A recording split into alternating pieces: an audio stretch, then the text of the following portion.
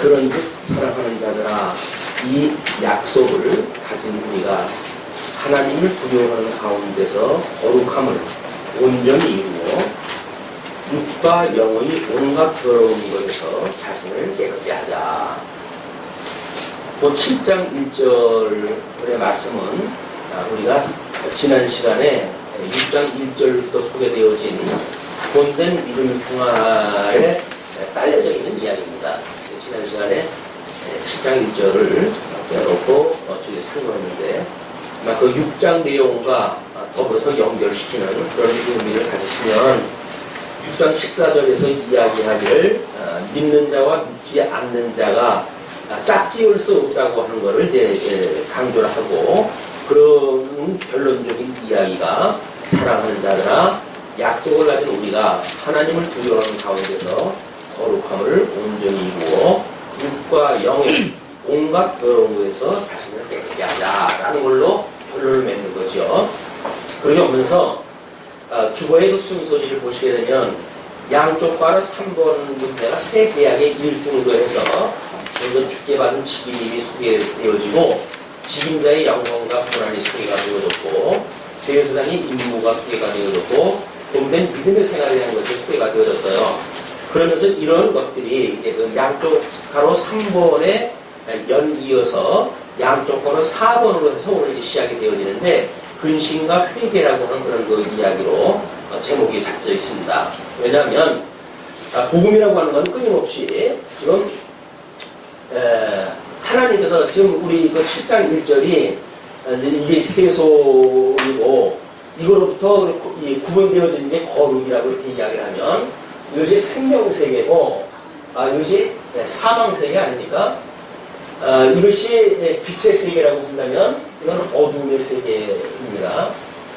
그래서 지금 예수 그리스도로 말미암아 중심을 입었던 그런 그 증인들이 새 직임을 얻게 되어진 새 계약의 일꾼들이 한 사역을 지금 고린도 교회라고 하는 특별한 사항, 일어난 그 고린도 교회의 일꾼가입니다.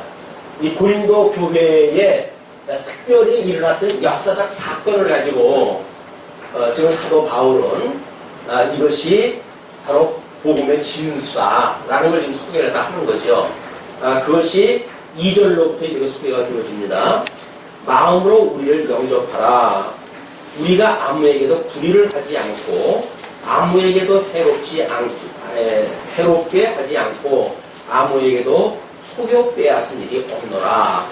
고린도 교회에 여기에 거짓 교사들이 등장을 했다고 그랬잖아요. 이 거짓 교사들이 끊임없이 지금 이 바울이 지금 이 고린도 교회를 설립을 갖다 했는데, 이 고린도 교회를 설립했던 바울에 대하여 거짓 교사들이 끊임없이 충동질을 갖다 하고 미혹을 갖다 하고 이런 걸 해가지고 고린도 교회 성도들이 좀 흔들려져 있는 겁니다. 복음 가운데서 흔들려져 있고, 그래서 심지어 바울이 복음을 이제 그런 걸 위로차 현상을 파악하려고 에베소에서 건너갔을 때에도 그들이 겁을 갖다 해가지고 못 건너오겠단 말이에요.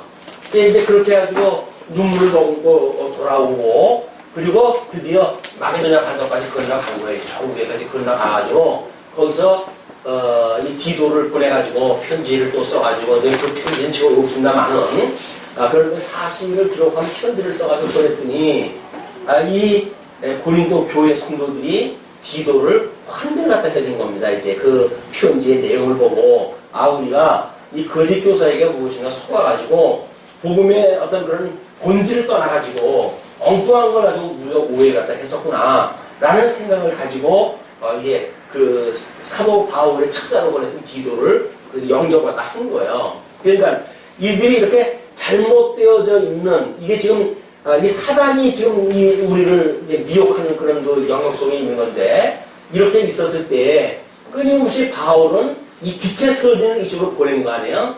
빛의 사람 디도를 통해 가지고 이쪽으로 보냈고, 사실이 뭔지 진실이 뭔지 이걸 지금 고린도 교회에 보낸 겁니다. 그러니까 이 어두움의 사람들은 해 아래에서 보기 때문에 눈에 보이는 걸 가지고 모든 걸 평가를 다 하잖아요.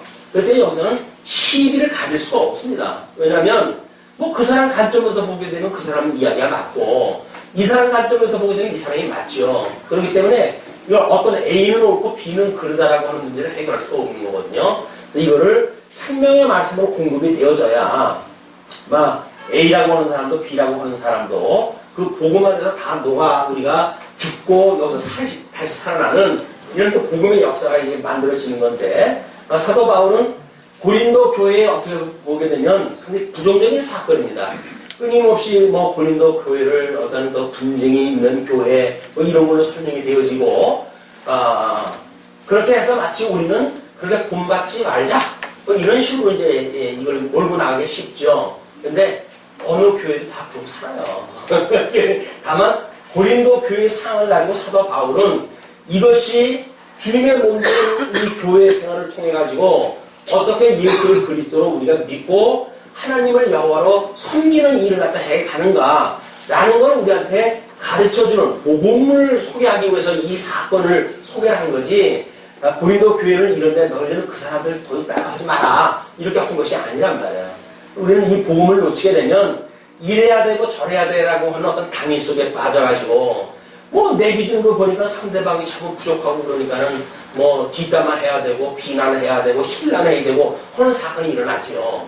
그러나 우리 빛의 역사 우리 하나님께서 이 여덟 천사에서 다 이루셨어요. 하나님께서 그 이루신 것을 계시를 통해서 보여주는 거니까 그 계시를 통해서 깨달아 알고 있는 분들은 하나님의 뜻이 무엇인지 알고 있기 때문에 어둠의 미혹 속에 더 이상 갇혀가지고 세상이 뭐 이런 것들이 총체적인 것 우리가 살아가는 데 있어서 총체적인 영역을 뭐라고 한마디로 표현했다는가요? 또 문화라고 이야기를 하는 겁니다. 이 문화라고 하는 영역 속에는 모든 게 다 포함되지요. 철학도 사상도 뭐 모든 게 다 포함되어진 게 문화예요. 그러면 21세기 오늘도 우리가 21세기라고 하는 특수한 문화 속에서 우리가 살아가고 주님의 몸된 교회 생활도 한단 말이에요. 그러면 우리들이 살아가는 모든 삶은 이들은 거짓 교사가 이걸 미혹을 했지만 오늘은 때로는 뭐 바깥에 나가게 되면 우리를 아는 지인들이 거짓 교사가 되어져 가지고 우리 현대 이 사단이 주도하고 있는 문화 속으로 우리를 끌고 들어오는 거 아니겠어요? 이걸 미혹을 다 하죠. 마치 그렇게 살아야 되는 것처럼 우리를 압박을 다 해올 겁니다. 그래서 이것이 정말 우리가 여기서 우리 주님께서는 내가 이 안에서 죽고 여기서 살았기 때문에 내가 너희들을 이 진리를 알면 너희들이 자유로워진 거야. 그래서 이거로도 벗어나는 것 이걸 자유라고 이렇게 이야기를 했거든요. 그런데 우리는 복음을 잘못 이해를 하게 되면 이 자유가 마치 여기서 누리는 방종이 자유인 것처럼 착각을 한다는 거예요. 사단에 매여가지고 사는 것이 자유라고 생각이 들어가지고 뭐 나는 이제 구원 받았는데 뭐 내 멋대로 살아간다고 누가 뭐랄 거야? 이렇게 말하면 살아가는 이야기는 복음이 아닌 거예요. 우리 아마 우리가 어떤 과거에 그런 조금 왜곡되어진 복음의 사실을 돌이켜 보면 우리 하나님을 아는 지식, 신지식을 알게 되면 이래야 신지식을 알게 되면 이 인간의 본분을 깨닫게 되어진다. 그래서 하나님이 만사를 언약대로 이루는 여호와로 우리가 믿게 되어지게 되면 우리 인간들은 모든 그런 하나님을 믿는 믿음으로 순종하며 살아갈 수 있다고 이렇게 이제 이야기를 해왔잖아요. 근데 사실은 예수님 오셨을 당시에 이쪽 이 거짓 교사 이제 예루살렘에서 적어도 어떤 증명서를 가지고 온 사람이면 율법적인 그 지식이 제법 있는 사람일 거라고요. 이 사람이 이제 교육을 시켰으니까 사도 바울은 복음이 어떤 율법적인 것이 복음이 이게 반복음적인 거다 이걸 가르쳐줬는데 거짓 교사 와가지고 어떤 그 율법적인 걸 가지고 너희들이 지켜야 된다, 삶을 살아야 된다 라고 이야기 총경질을 하고 이렇게 했을 때 정말 이 사람들이 이 진정 진리가 좀 잘 누는 게 아니라 진리가 미숙해가지고 이 방종 가운데 살아가는데 여기서 율법이라고 하는 어떤 기준을 제시했을 때 맞아 예수님을 믿는다고 한다면 뭔가 이런 다른 생활이 있어야 되는 거 아니야? 이런 데 빠질 수가 있는 거죠. 이건 21세기를 살아가는 오늘도 마찬가지입니다. 또 우리가 이거 하나님을 아는 지식을 가지면 우리가 이 인간 지식을 알 수가 있다. 하나님을 경외하고 신앙생활을 잘할 수가 있다고 하는 그런 그 전제 조건이 있단 말이에요. 그렇기 때문에 하나님께서 주셨던 이 자유가 아니라 여기서 누리는 방종을 가지고 자유라고 착각을 하고 우리가 이 신앙생활을 할 수가 있는 거죠. 만약에 이 자유라고 한다면 철저히 이거는 이게 성령의 종이 되어지는 건데, 주님의 종이 되어지는 건데 내 좋은 대로 어떻게 살아가겠어요? 그럼 우리 복음을 깨달았다고 하면 전부 나 좋은 대로 살아간다고 생각이 들잖아요. 이것이 이 복음에 대한 오해였었다. 그 복음에 대한 오해가 만약에 이 신지식이라고 하는 것이 예수를 그리스도로 보내주셔가지고 이분이 중보자가 돼서 우리는 다 죽어서 없고 이분이 우리를 위하여 부활하셨기 때문에 이분이 만들어가는 역사라고 이야기가 전제가 되어져야 끊임없이 주님의 몸된 이 교회도 이분이 이 예수 그리스도가 머리가 되고 이분께서 천상에서 지금 성령을 보내주셔가지고 이렇게 미혹되어진 자들에게 이건 잘못되어진 거고 하나님의 교회는 이런 것이야 라고 하는 것이 끊임없이 교육이 되어질 거란 말이에요. 이렇게 했을 때 주님이 이걸 이렇게 해가신다는구나, 이걸 믿는 것이 우리가 예수 그리스도를 믿는 거 아니에요? 우리가 해가는 것이 아니라 우리 머리 대신 주님께서 해가신다는 말이에요. 죽었던 후에 살리셨던 분께서 여전히 주님이 오시는 그날까지 우리를 이 주님의 몸된 교회를 견인해 가시는 것이 이분께서 해가는 거지, 뭔가를 알게 되면 이 인간이 해가는 것이 아니다. 그래서 우리 하나님의 말씀을 듣게 되면 깨닫는 것도, 알게 되어지는 것도, 믿어지는 것도, 정리하게 되어지는 것도 다 이분의 영인 성령께서 해가시는 일이라고 믿어져야 우리 자고하지 않죠. 만약에 이분이 해가시지 않고 만약에 우리가 여기서 무엇인가를 이제 이걸 알았으니까, 아는 건 이미 어느 정도 확보되어지는 지식으로 남는 거 아니에요? 그것이 마치 이쪽에 살아가는 어떤 힘이 된다고 착각을 하게 되면 우리는 우리의 주가 되시는, 우리의 대주제가 되시는 예수 그리스도를 의지하지는 않고 우리 스스로의 어떤 힘을 의지할지도 몰라요. 근데 유감스럽게도 예수님 오셨을 때 유대주의자들은 하나님에 대하여 끊임없이 믿었던 사람들이에요. 만사를 언약대로 이루시는 분인 줄 알았기 때문에 설사 외부에서 엄청난 불이익이 있어도 그 사람들은 그들이 가지고 있던 율법을 포기하지 않았던 사람들이에요. 우리가 성경을 통해가지고 예수님이 독사의 자식이라고 그랬으니까 이 사람들은 뿔난 사람처럼 생각이 드는데 정말의 말씀이에요. 그 율법적인 걸 지키기 위해서 정말 엄청나게 올인을 갖다 했던 사람들이고 전 인생의 본보를 삼았던 사람들이거든요. 그런데 예수님의 독사의 자식이라고 했던 그거는 이렇게 주님이 와가지고 그 일을 또 한다고 믿어져야 되는데 지인이 한다고 믿었으니까, 그러니까 이게 독사의 자식이라고 이야기를 한 거란 말이야. 우리가 죽었던 우리를 살리셨던 것이 만약에 예수 그리스도께서 우리를 이쪽으로 인도하셨다고 한다면 여기서 끝까지 주님 오시는 그날까지 우리를 붙들어 주시는 것도 누가 하신다? 이분이 하신다는 말이에요. 그러니까 우리는 이분을 믿는 거예요. 끊임없이. 하나님 여호와를 믿는 것이 아니라 예수를 그리스도로 믿는 거예요. 그리고 그 하나님은 우리 아버지인 줄 알아서서 그분을 섬기는 것이 주님의 몸된 교회의 습관이죠. 이분에 대한 것이 자꾸 탈색이 되어지면 탈색이 되어지는 것만큼 우리는 이 자유 대신에 방종을 누리게 되어지고 이쪽 문화를 정당화해가지고 마치 여기서 무엇인가를 누리고 사는 것이 자기가 성공했다고 믿는단 말이야. 아니다. 그의 마지막 부분으로 지금 이 사회적인 영역, 이 문화 속에는 물론 큰 영역으로 해가지고 사회적인 영역, 경제적인 영역, 정치적인 영역, 이렇게 크게 나눠놓는다고 봤을 때 이 사회적인 영역 속의 이 원리가 이것이 아니었다.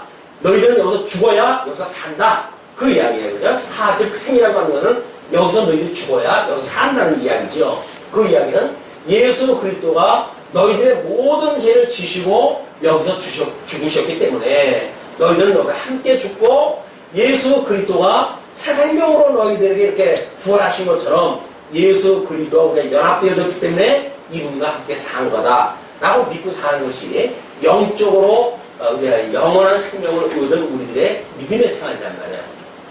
자, 그러면 그렇게 되어졌으니까 너희들이 어떤 편지를 듣고 이 어떤 이 교사라든지 이런 사람 설득에 의해서 중요하죠. 첫 번째 단계는 들어야 되니까 그런 것이 아니라 이왕이면 너희들의 마음으로 마음으로 우리를 영접하라. 그 이야기는 뭐예요? 끊임없이 우리 구약성경에서 이런 예를 들기를 애굽에서 종로로 타다가 지금 이쪽으로 출애굽을 갖다 했다. 이 광야 생활이라고 하는 그거는 믿음의 생활이라고 그러지 않았어요? 왜? 이 가나안 땅 약속한 그 하나님의 이 약속한 땅을 바라보고 살아가는 사람들이니까. 지금 우리가 이렇게 영과 육이라고 하는 중생인으로서 지금 중면 몸된 교회를 섬긴다는 이야기는 광야교회라고 그러지 않았어요? 광야교회다. 오늘 지금 광야교회를 사는 거란 말이에요. 이 광야교회를 살았을 때 이거로부터 너희들을 살려놨으니까 이 광야 생활에서 이거를 여호와인 줄 믿는 건 너무나 중요하지요. 그러나 여기서 끊임없이 거듭나고 중생이 되어야 된다는 거예요. 그래서 20세로부터 그 이상에 되어진 사람들은 전부 세대 교체를 갖지 않습니까? 이 세대 교체는 우리가 예수님한테 부름을 받았을 때 잊고 있었던 육이 가지고 있던 모든 기질들 이런 것들이 그리스도와 함께 죽어야 되는 거예요. 이게 다 죽어야 되는 거지. 그걸 뭐 조금 남겨놔가지고 여기서 이용할까 하겠다. 아무런 소용이 없어요. 그래서 새로운 피조물들이 살아가는 거니까. 그래서 이걸 우리가 마음이라고 이렇게 이야기를 했어요. 마음, 이걸 육, 이걸 영. 그러니까 믿음으로 산다는 이야기는 너희들이 마음을 열어가지고 우리를 영접할 때 해라.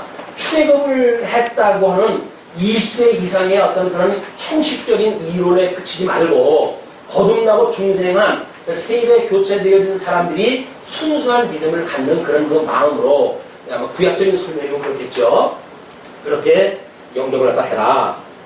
우리가 아무에게도 불의를 하지 않고 이 교회에서 지금 고린도 교회에서 불의를 했다 한 것도 없고 아무에게도 해롭게 하지도 않았고 아무에게도 속여 빼앗은 일이 없다. 그런 그 이야기예요. 그러니 내가 정죄하려고 이 말을 하는 것이 아니라 이전에 말하였거니와 너희로 우리 마음에 있어 함께 죽고 함께 살게 하고자 합니다. 여기서 만약에 잘못되어진 일에 있어서 사도 바울이 편지를 보내는 것이 있다고 한다면 그거는 너희들을 정죄하려고 그걸 한 것이 아니라 이 안에서 죽어야 사니까 너희들의 그 죄성 사단에 미혹되어지고 있는 그거를 내가 이제 밝힐 수밖에 없고 이걸 깨닫고 우리가 이 안에 죽으면 사니까 사도 바울과 같이 함께 죽고 함께 사는 일에 동참케 하기 위해서 내가 너희들한테 그 편지를 보냈다 그 이야기예요.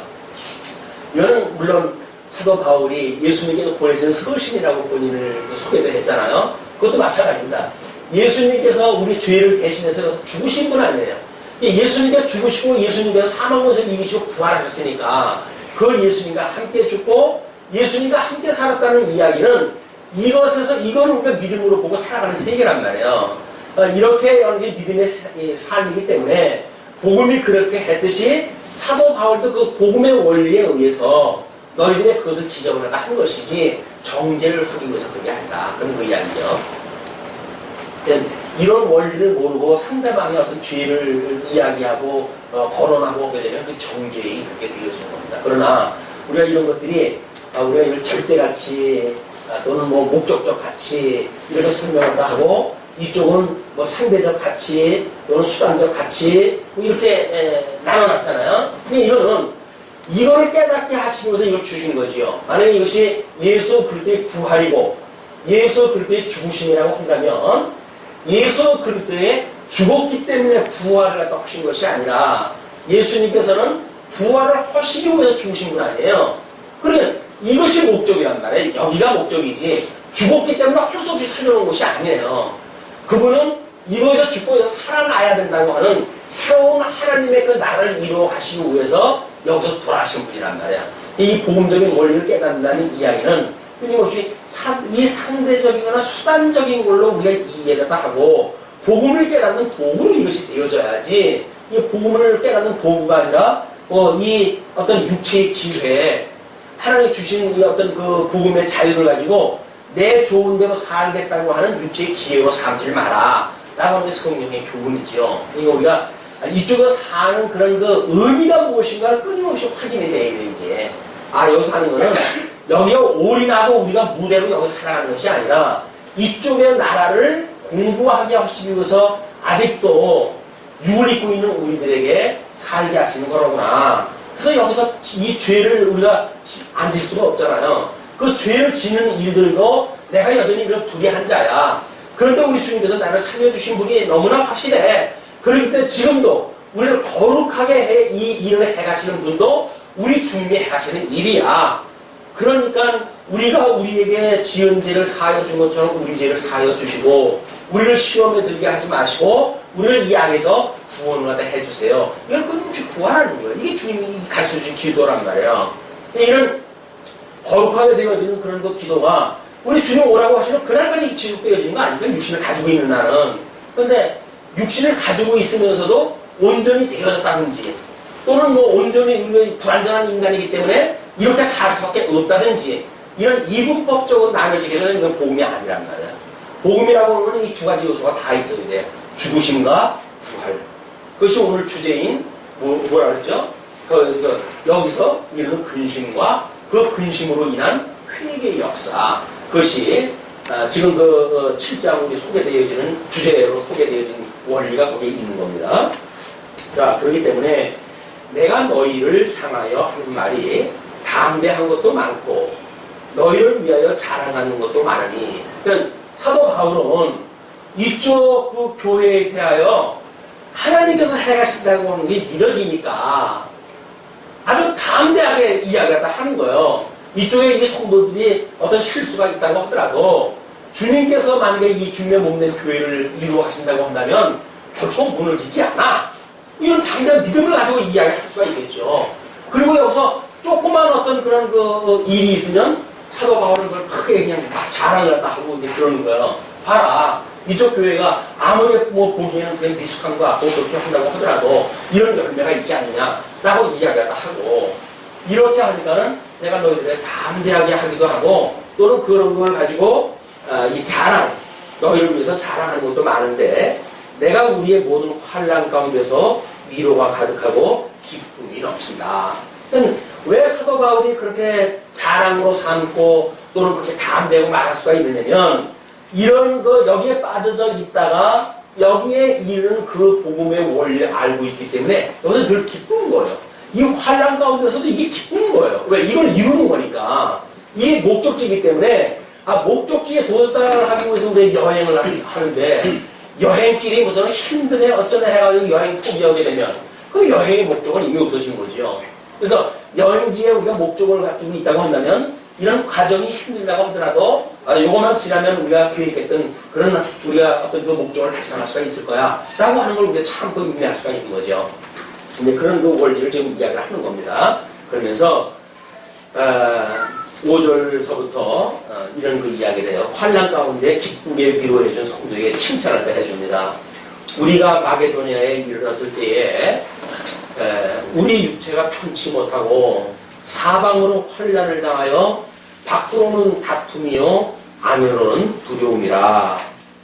이 사도 바울이 지금 3차 전도 여행 중에 있었던 사건이니까 뭐 그런 그 마게도냐 반도에서 복음을 증거하면서 유대인들, 특별히 유대인들 뭐 이런 자들의 공격이 말도 못했잖아. 죽음을 내도 지금 복음을 증거하는 일이니까. 그래서 육체로 해가지고 편치가 못했다는 거예요. 뿐만 아니라 사방으로 좀 환난을 당해가지고 밖으로는 다툼이 일어나가지고 완전히 우겨쌈을 당하고 있는 상태예요. 그냥 도처의 적이에요. 도처의 적. 그런 그 적 가운데 지금 우리들이 있다. 그러니까 제발 우리가 악에서 구원해달라고 하는 기도는 그런 지경에 이르게 되면 누구든지 그런 기도할 수밖에 없어요. 주님께서 우리에게 일러주셨는데 도처의 적이라고 믿어지지 않으니까 우리가 마음 놓고 살지. 도처의 적이다. 우리 애워싸고 있는 현대 모든 문화가 우리를 미혹하고 있는 그런 그 문화다 라고 생각이 들게 되면 사방이 우리들의 적이에요. 사방이. 어떤 적 아닌 게 어디가 있어요.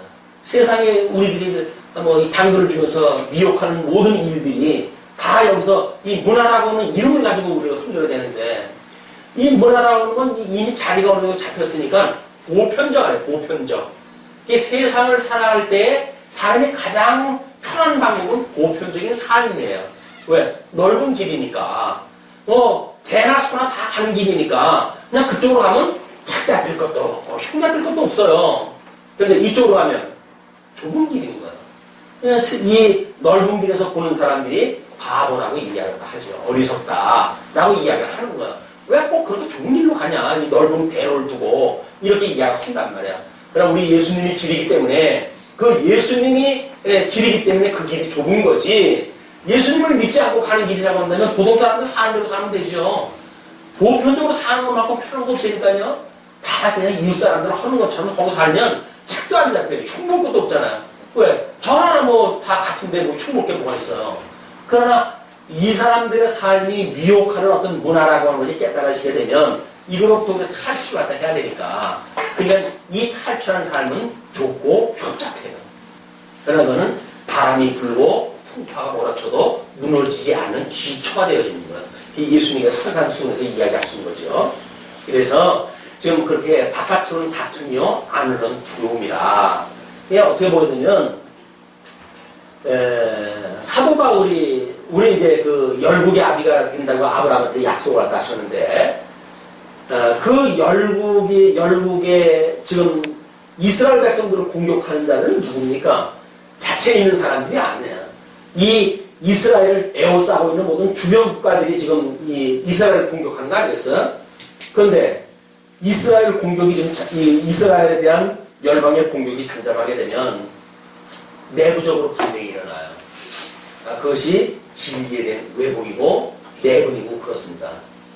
이 사람들이 하는 얘기가 뭐 출애굽할 때 했을 적에도 왜 그 모세, 아론 그 사람만 이 반면에 서야 되고 우리는 그런 뭐냐 같은 얘기인데 라고 해서 항의도 하고 그러잖아요.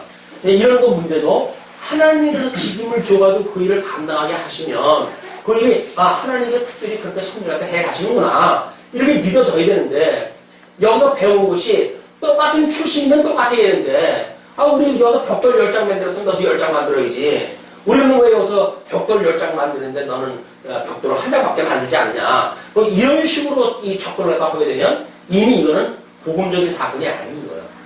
여기서 하나님께서 거저 다 은혜로 불러냈다고 해가지고 획일적으로 다 너도 벽돌 100장 만들고 나도 100장 만들어야 되고 이렇게 되어진다고 한다면 그건 그리스도께서 주신 자유가 아니죠. 그게 뭐 사회적인 원리이기도 하고 영보의 원리이기도 하고 그렇습니다. 하나님 믿음의 분량 주신 것이 있어요. 그 믿음의 분량 주신 거를 인정하는 거죠. 하나님께서 나는 여기까지 인도하셨구나. 그게 믿어지게 되면 더 여기서 우리가 공부하고 깨달아 알고 그리고 여기에 이루는 그 소망을 가지고 살아가는 일이지 이건 하지 않으면서 다른 사람 뭐 이렇게 산다고 해가지고 시비나 걸고 이렇게 한다는 이야기는 반복음적인 행위겠죠. 지금 고린도 교회 거짓 교사들 이런 사람들이 했던 일이 그 일이겠지만 그런다 그렇게 육체가 편치 못하고 사방으로 환난을 당하고 밖으로는 다툼이요 안으로는 두려움이 있었다. 자기의 그때의 그 입장을 소개하다 합니다. 그러나 비천한 자들을 위로하시는 하나님이 디도의 옴으로 우리를 위로하셨으니 디도를 통해 가지고 좀 서신을 보내는데 그 디도가 그걸 보내놓고 자기가 직접 그 에베소에서 건너가는데도 불구하고 그들이 영접을 하지 않았잖아요. 그런데 시간이 어느 정도 흘렀지만 지금 데살로니가 쪽에서 지금 이 편지를 디도를 통해서 보냈단 말이에요. 그랬을 때 얼마나 걱정을 했겠어요. 얘가 나이도 어린데 제대로 가가지고 이 일을 갖다가 할까.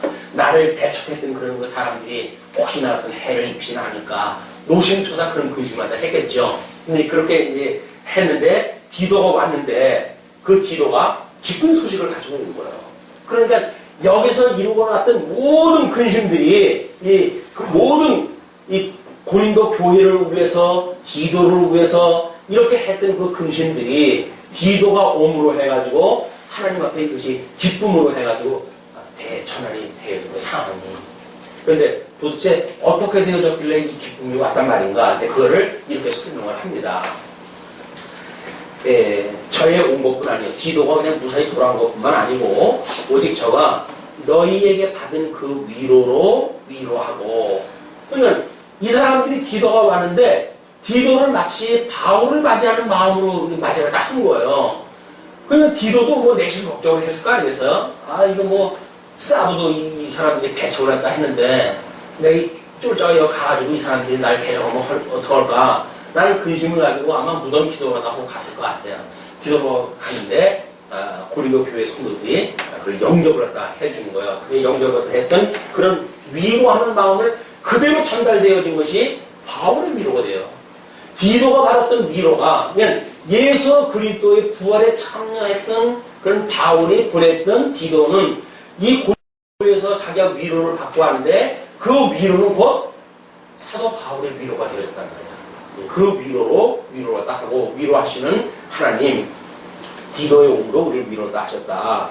그리고 너희의 사모함과 애통함과 나를 위하여 열심 있는 것을 우리에게 고함으로 나로 더욱 기쁘게 하려니라. 자기가 어떤 오해하고 있던 모든 것들이 불식되어지는 것을 이제 맛을 보게 되어지는 거예요. 노심초사하고 걱정하고 근심하고 이렇게 했었는데 디도가 와가지고 소식을 전하는 걸 보니까 뭐 그런 거 일찍 하나 없어진 거야. 그냥 마치 뭐 오리오리 눈 녹듯이 싹 없어진 거야. 우리의 근심은 이 성령 안에서 가지고 있는 근심이라고 한다면 말씀을 듣는 순간 눈 녹듯이 다 없어지는 거야. 그런데 말씀을 듣는데도 불구하고 왜 이 근심이 남았는가? 그건 성령 안에서 하는 근심이 아니라 세상 근심을 하고 있는 거예요. 세상 근심을 하고 있으면 그건 말씀을 들어도 효과도 없고 약발이 안 먹어요. 왜? 말씀 먹고 상관없는 건데 뭐 말씀 듣는다고 해도 떡을 줘요? 뭐 밥을 줘요? 그러니까 그건 해결이 안 되는 거야.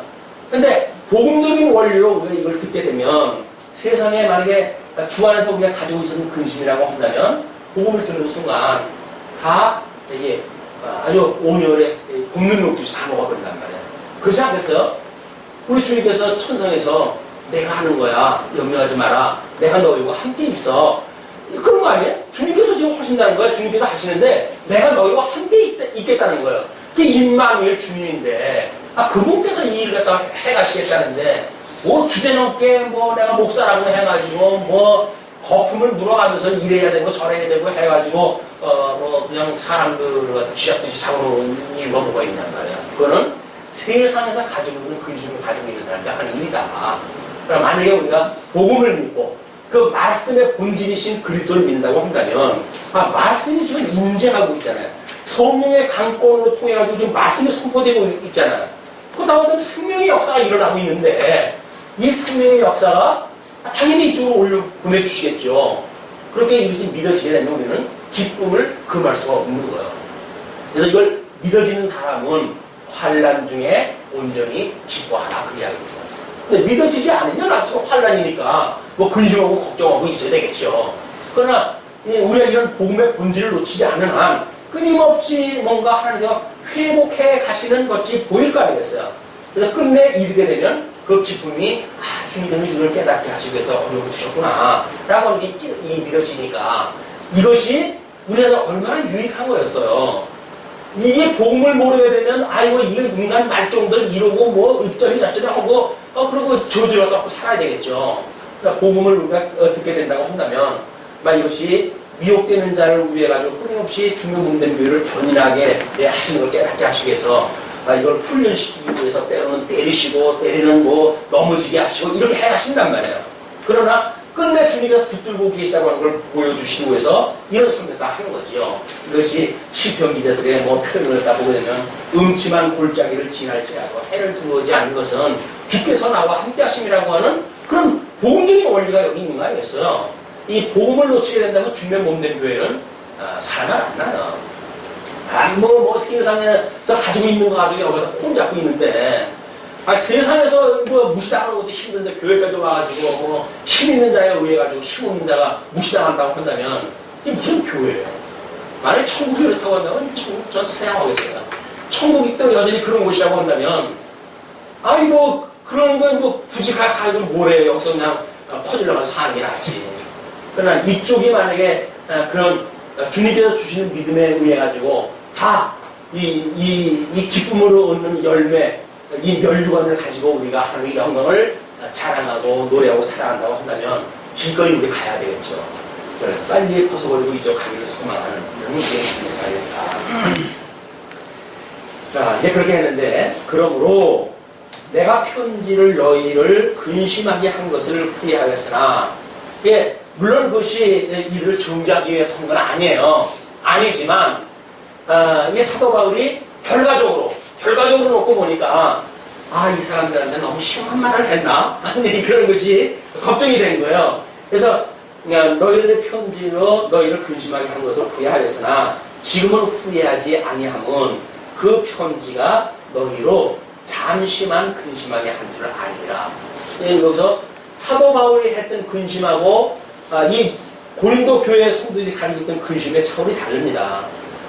이 고린도 교회 성도들이 가지고 있던 근심은 사도 바울이 흔히 말하는 지적질을 갖다 하니까 여기서 뭐야 이거?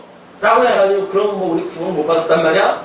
이런 그 오해도 있을 수가 있고 너만 그러면 옳단 말이야? 이런 그 반항심도 있었겠죠. 이런 걸로 하는 근심이 너희들이 있었지 모르겠으나 그런 그 근심은 잠시 하나님 돌아오게 하시는 그 과정에 잠시 너희들이 있었던 거지. 이제 다시 돌아오게 되면 잠시만 근심해야 한 줄 내가 알았다. 그 얘기죠. 내가 지금 기뻐함은 너희로 근심하게 한 까닭이 아니요. 그러니까 사도 바울이 우리를 근심을 갖다 하게 해놓고 자기는 또 기뻐했단다. 오래 또 할 거 아니에요, 이게. 사도 바울이 이 이야기를 하면서 몇 번을 뒤집어가지고 이 이야기하고 저 이야기하고 해가지고 이 복음의 본질을 지키려고 무던히 지금 이 애를 씁니다. 그냥 7장이 그냥 평범한 이야기예요. 평범한 이야기인데도 불구하고 이렇게도 썼다가 자꾸 이걸 이야기하는 그거는 복음의 원리를 가지고 이야기를 했는데 복음적인 원리로 이 사람들이 듣지 않으면 오해가 또 생길 것 같고 그게 내가 그런 이야기가 아니라고 하는 걸 굳이 다음에 또 설명을 하고 그래요. 이게 지금 그 8절에도 그 이야기죠. 자기는 지금 여기에 지금 근심을 갖다 했지만 디도가 온 거야 난 기뻤다 이렇게 이야기했다 했는데 너희한테 편지를 보내가지고 내가 후회를 하였으나 지금은 후회가 하지 않는다 이렇게 이야기했다 했단 말이에요. 근데 그러면 저 사람 뭐야? 우리한테 그렇게 해놓고도 집에 뻔뻔하게 그럼 마음 편하게 발 뻗고 살았단 말이야? 이런 오해가 또 있을 수 있지 않겠어요? 굳이 또 구절에 이렇게 해요. 내가 지금 기뻐함은 너희로 근심하게 한 까닭이 아니고 도리어 너희가 근심함으로 회개함에 이른 까닭이라. 이 복음이라고 하는 건 그래서 늘 세트가 소개가 돼야 되는 거예요. 이 세트가. 이쪽에 어떤 이 죽어야 되는 항목에 대해서만 이야기해야 되면 정죄로 들리잖아요. 그럼 나를 어떡하라고? 그러면 이렇게 반항 심리가 생기는데 여기서 우리를 죽게 하고 살게 하시는 복음을 깨닫게 하시기 위한 하나님의 섭리라고 하는 총체적인 설명이 되어져야 부분적인 오해가 없어진단 말이에요. 우리는 어떤 총체적으로 이야기하기를 만만하지 않습니다. 그래서 우리 말에 오해가 생기는 게 왜냐면 분명히 어떤 의도를 가지고 복음적인 걸 가지고 설명을 했어요. 근데 상대방은 이쪽의 걸로 오해가 다 하는 거야. 한글 항사는 없어요. 잘할 방법이 없어요. 오해를 하는데 어떻게 있어요. 좋은 뜻으로 복음을 증거했는데 오해를 하는데 어떻게 있어요. 복음을 증거했는데 어떤 예화를 가지고 뒤집어져 버렸다. 이건 뭐로 감당을 갖다 해요. 방법이 없어요. 이 예화라고 하는 것도 지금 이거를 설명하기 위한 예화일 거란 말이야. 근데 그 예화를 가지고 목사가 날 깠다. 이렇게 들어버리니까 방법이 없죠. 그냥 사도 바울이 지금 잘못을 지적을 했다 했는데 괜히 내가 이거 해가지고 이 사람들이 그걸로 해서 어려우지 않을까 이렇게 근심을 갖다 했는데 디도가 돌아온 걸로 보니까는 그렇게 용서할 바가 아니었구나 라고 이야기했다 해야 내가 기뻤다 라고 이야기했다 했으니 문장이라고 하는 건 어차피 논리적으로 쭉 순서를 따라 적어나가는 거 아니겠어요? 이걸 총체적으로 어떤 그림을 보여줄 수도 없고 내 마음이니까 이렇게 가슴을 열어가지고 이걸 보여줄 수도 없고 어쩔 수 없이 시간을 따라가지고 설명을 해야 할 수밖에 없단 말이야. 근데 앞에 시간 설명에 의하면 여기서 근심하게 했고 너희를 정죄하려고 한 이야기는 아니었으나 나는 기뻤다 이렇게 이야기하면 오해가 있을 수 있으니까 이거에 대한 또 후속 설명을 그렇게 해가는 거죠.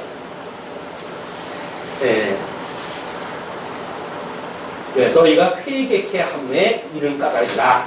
회개했기 때문에 기뻐한 거지 여기에서 있었던 그 일을 지적질한 걸 그것 때문에 기뻐한 것이 아니다 그 얘기입니다.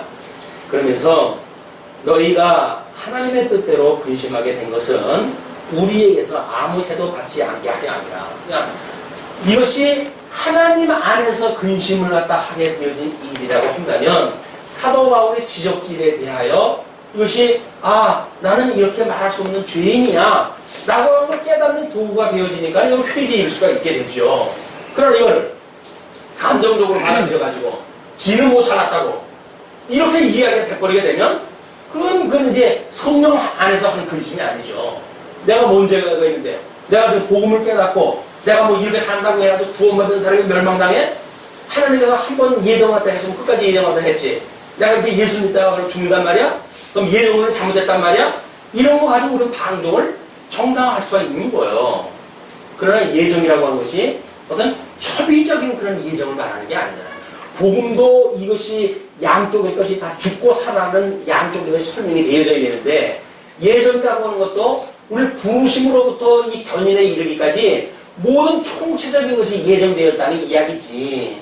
그 이야기는 한마디로 예수를 믿는지 알았더니 여기서 믿다가 지옥 갔다고 하는 것까지 다 예정되어진 거예요. 그런데 마치 이거를 뭐 예수님 이름이나 부르고 그러니까 내가 구원받았다고 그렇게 믿으면서 그러기 때문에 나는 이제 다시는 멸망받지 않아 라고 하는 그건 오해다 그 이야기예요. 하나님은 언제나 쓰셨다가 버릴 수가 있는 분이에요. 왜? 그걸 우리가 이제 교회신학적으로 해가지고는 외소와 내소라고 그러지 않았어요. 겉으로만 부름을 받은 사람은 평생 교회에서 충성하고 그러고 살아간다니까요. 전도하고 뭐 주인이 다 하면 살아가요. 근데 예수 그리스도하고는 아무 상관없는 신앙생활 받게 되어진단 말이에요.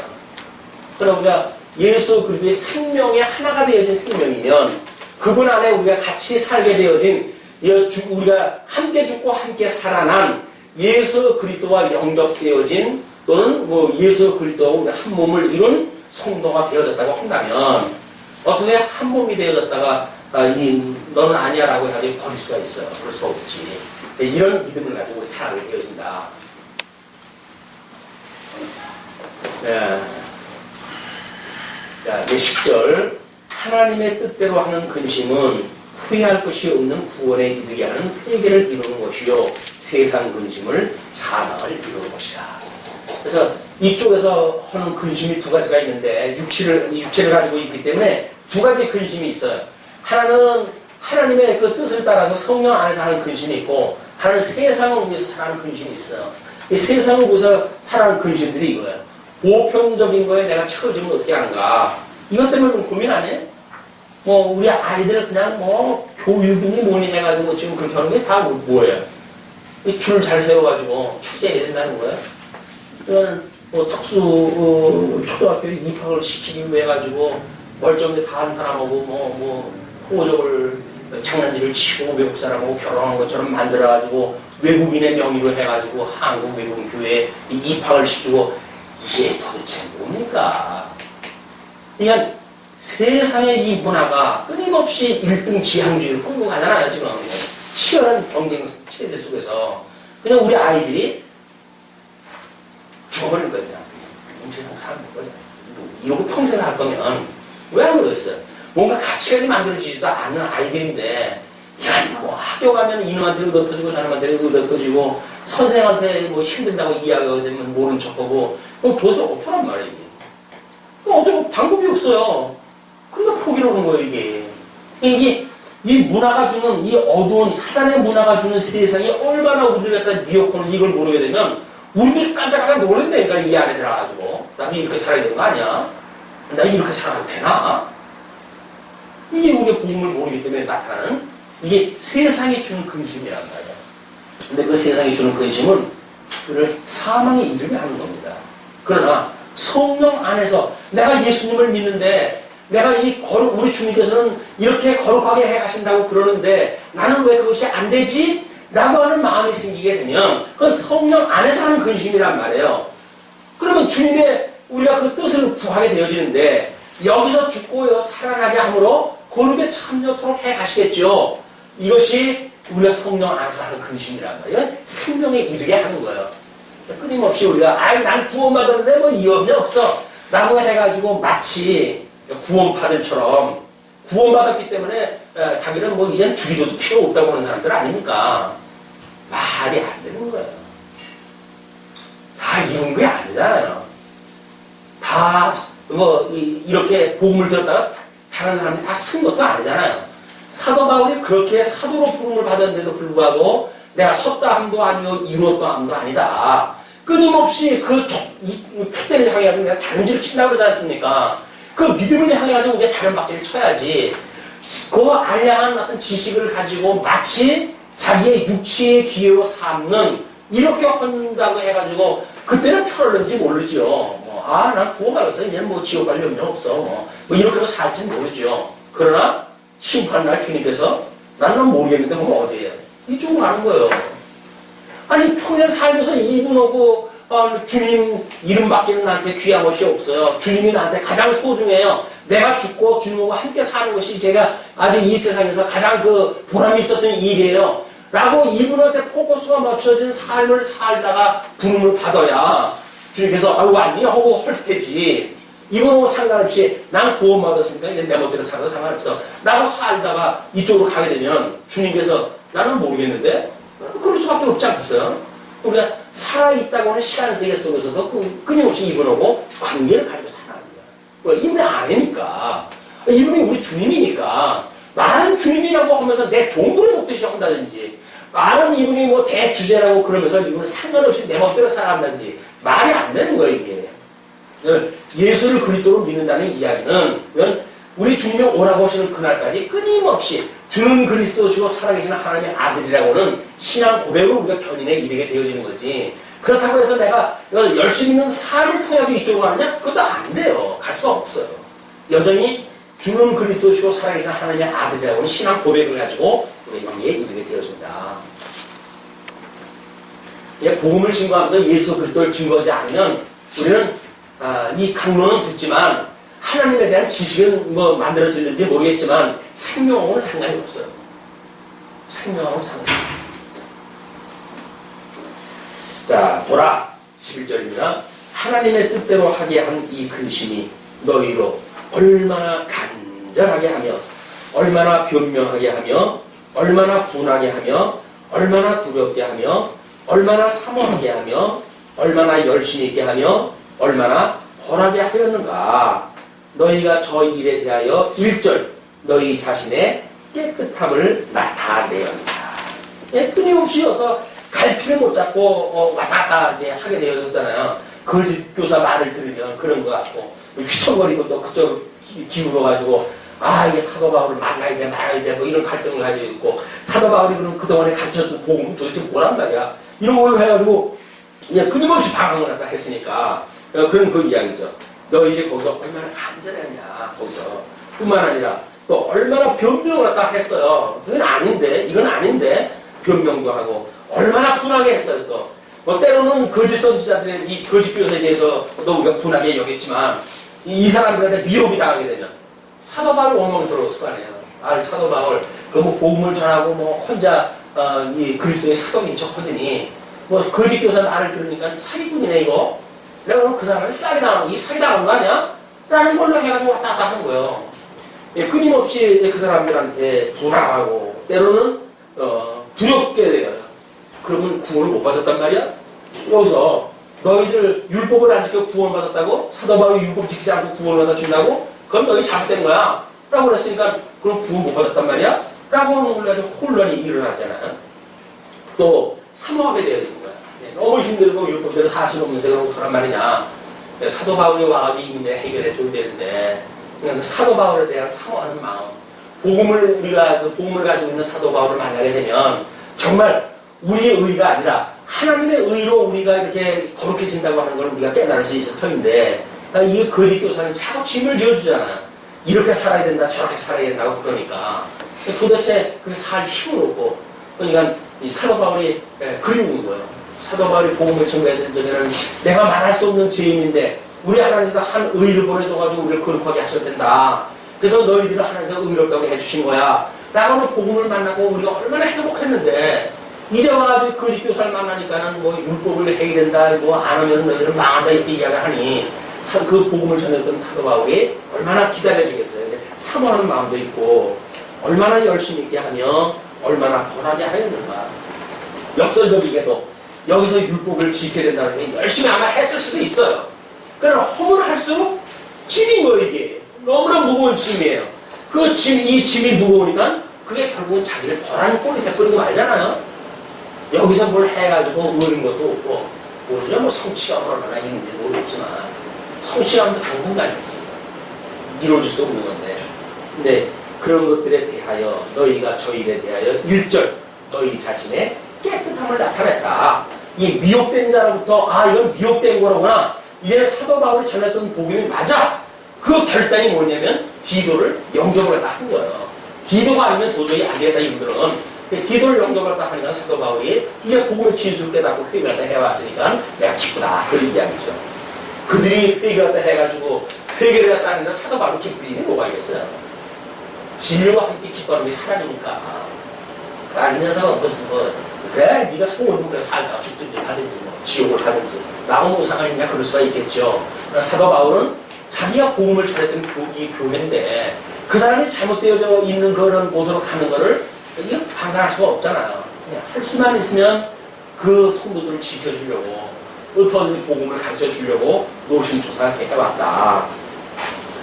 12절 그럼즉 내가 너희에게 쓴 것은 불의 행한 자를 위한 것도 아니고, 이건 또 이제 이걸 내가 이 편지를 갖다 썼는데, 불의를 행한 자를 위한 것도 아니고, 불의 당한 자를 위한 것도 아니고, 오직 우리를 위한 너희의 간절함이 하나님 앞에서 너희에게 나타나게 하려 하더라. 마음은 그런 걸 가지고 있다고 하더라도, 소망을 가지고 바울을 소망하고 있었는데, 근데 여기서 뭐 거짓 교사가 뭐 왜곡을 시켰다고 해서 그 사람들을 위한 것도 아니고, 또는 뭐 미혹을 당하고 흔들리고 있다고 해서 그 사람들을 위한 것도 아니고, 사도 바울이 너희들에게 이렇게 이거 쓴 것은 바로 우리를 위한 너희의 간절함, 내가 너희를 사랑한다고 하는 뭐 거짓이라고 그러는데 그래 거짓말이면 그렇게 생각하고 너희들 좋은 대로 살아가 이렇게 할 수도 있었겠으나 이들이 나름대로 속으로 사도 바울이 전했던 복음을 간절히 사모하는 그런 마음들이 있을 거라고 믿는 거예요. 왜? 하나님께서 세우신 교회가 분명하고 그 다음에 성령께서 뭔가 이거 일을 해가실 텐데 현상적으로 부분적으로는 일시적으로는 이런 일이 있다 할지라도 본질적으로 그 안에 성령에서 역사하시는 목적이 있다고 한다면 그 성도들을 마음에는 간절함이 있을 거다. 이 복음에 대한 그걸 사도 바울은 아는 거예요. 그러니까 그걸 가지고 그 간절함이 너희들한테 이렇게 기도도 보내고 또 편지를 써가지고 확인되어지고 이런 걸로 해가지고 다시 회개하고 돌아왔다는 것이 이제 문서가 되잖아요. 이제 글로 문서가 될 거 아니에요. 그걸 위해서 했다 그래야 돼요. 그러니까 모든 역사는 하나님이 성령에 가시는 걸 깨달아 알게 하시기 위해서 우리 성령에 가시는 거지 여기서 성공이냐 실패냐 그것이 목적으로 해가는 게 아니다. 이걸 놓치게 되면 우리는 끊임없이 이 사망이 추구하고 있는 문화 속에 종노릇이 돼야 돼요. 이리 와라 나 따라와라 이렇게 돼야 폼나는 거야. 근데 우리는 그게 폼나는 게 아니라 이렇게 사는 것이 모양새가 있는 거라고 믿어지는 사람들은 아닙니까? 이 사람들은 끊임없이 그래도 21세기 현대를 살아가려면 이 정도의 어떤 문화의 그릇을 가지고 살아가야 되지 않겠어? 그래도 욕을 다 할 거라고요. 지적 수준은 어느 정도 돼야 되고 뭐 부적 수준은 어느 정도 돼야 되고 이렇게 결혼 조건 적어도 뭐 집 한 채는 있어야 되고 이런 것이 이 문화들이 끌고 가는 거니까 그냥 복음 진리와는 상관없는 결혼 문화가 만들어질 수밖에 없지요. 그 결혼 문화가 만들어지니까 서로 기세기 갖다 해야 되니까 그리고 돈 많은 사람이 뭐 차별을 갖다 해야 되지 않겠어요? 이 서민들하고 같이 뭐 이런 그 결혼식장에서 해가지고 되겠어요? 할 수 없이 차별을 하려면 또 호텔로 가야 되는 거예요. 특별히 아니면 큰 주택이면 뭐 호텔에서 야외에 뭐 결혼식을 한다든지 혼자 그렇게 해야 되겠죠. 이게 세상에 있는 문화입니다.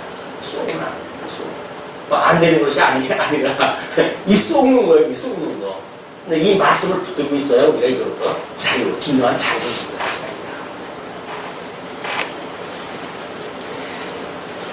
이로 인하여 우리가 위로를 받았고 우리의 받은 위로 위에 디도의 기쁨으로 우리가 더욱 많이 기뻐하면 그의 마음이 너희 무리를 인하여 안심함을 얻었습니다.